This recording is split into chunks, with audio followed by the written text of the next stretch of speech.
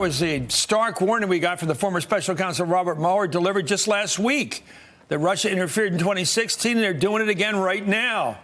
Well, unbelievably, when asked about that warning late today, President Trump questioned whether Russia's really interfering at all. Here he goes.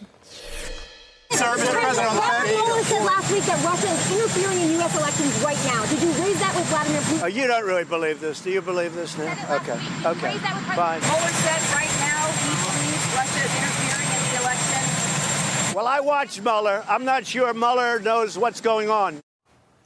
Well, the president's remarks directly contradicted members of his own administration who have repeatedly raised alarm over the threat of future Russian interference. Here goes. The Russians are absolutely intent on trying to interfere with our elections. Interference in American elections is unacceptable. Our focus here today is simply to tell the American people we acknowledge the threat.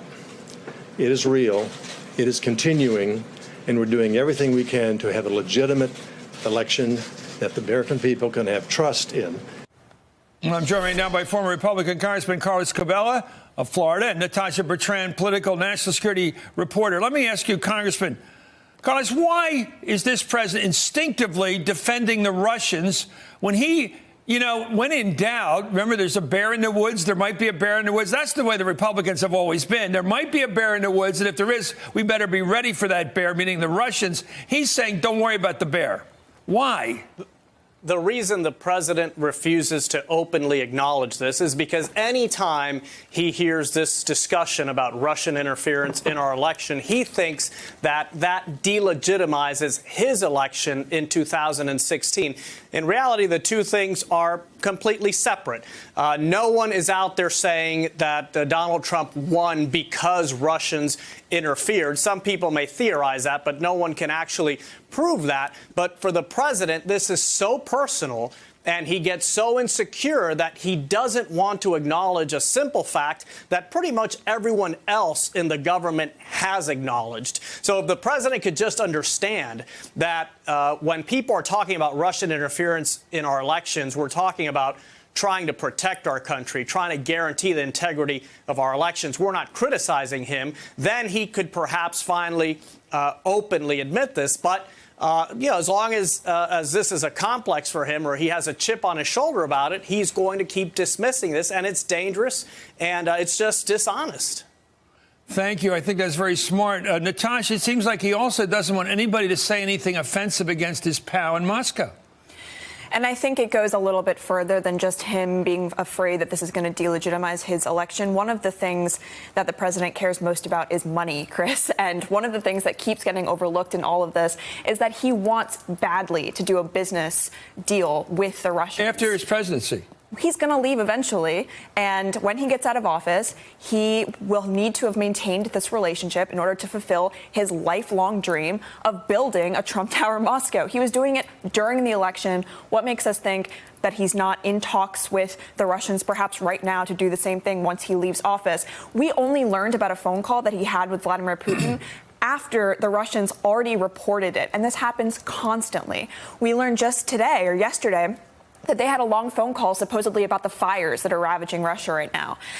We don't get details of their conversations and of their personal interactions until way after the fact. And so much of this is still so secretive that, of course, it's going to prompt suspicions about what's actually going on behind the scenes. Well, now to another big story very much related. Since the outset of the Trump administration, the White House has refused to explain how Jared Kushner, his son-in-law, and Ivanka, his daughter, obtained those security clearances necessary to access this country's top secret intelligence. And now we're learning that according to a letter obtained by NBC News, quote, the Trump administration's intelligence watchdog has declined a request from 4 top Senate Democrats to investigate how the White House has handled security clearances for Jared Kushner, Ivanka Trump, and others.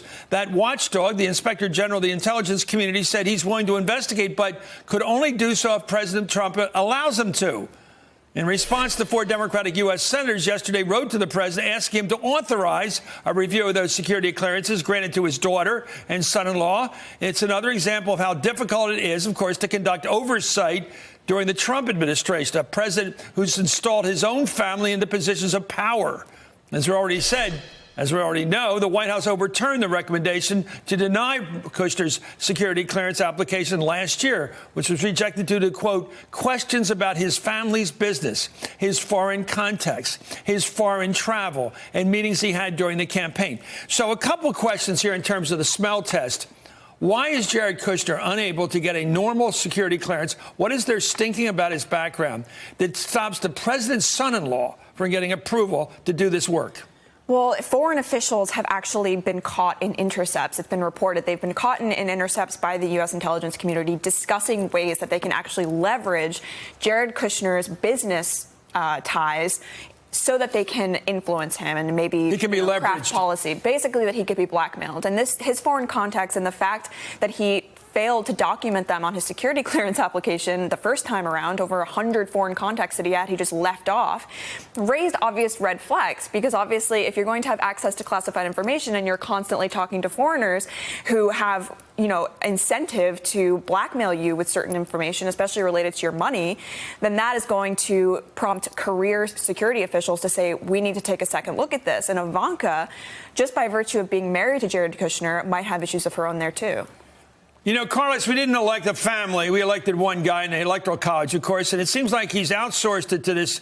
The stuff of power that he's given to Jared is unbelievable. Jared is now cooking up what he thinks is a Middle East deal for peace, which I don't think is going anywhere because it's not creating a Palestinian state. He's involved with running the 2020 election. He's doing everything in the world without any kind of portfolio, any kind of responsibility to the public, no accountability. Who is this guy? And he can't even get a security clearance. These are serious problems.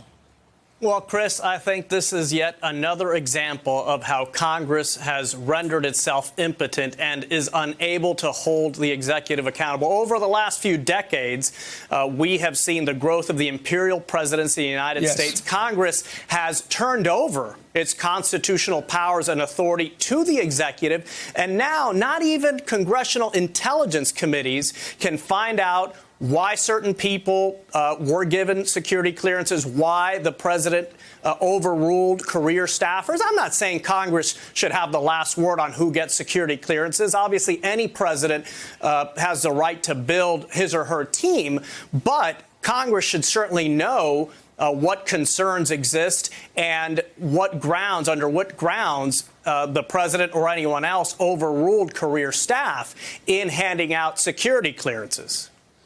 You know what? You've just alerted me to the constitutional fact I should have had in mind all these last 2 years, certainly a year and a half.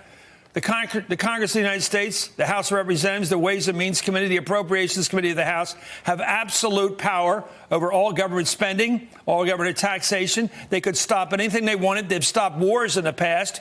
They could stop this administration in its tracks with its dirty dealing, and they've been afraid or unable to do it.